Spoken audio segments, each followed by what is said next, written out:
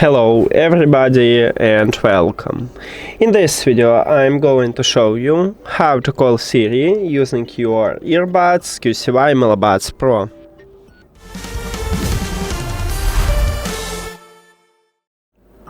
Firstly, I will show you how to call it by default, and then how to customize gestures and add it to this feature to another gesture, because by default we can use the left earbud. Touch area is located at the back side of each earbud, right here at the top, and you need to triple press at the left earbud.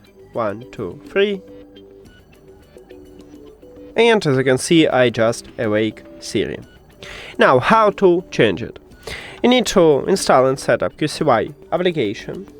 Then you should add your earbuds to the app, and your headphones should be turned on.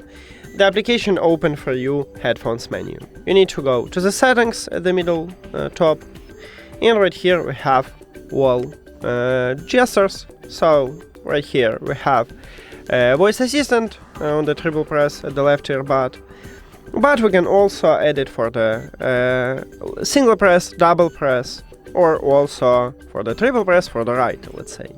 And let's say I want to add it to the single press on my right earbud. Click at this line and then select voice assistant.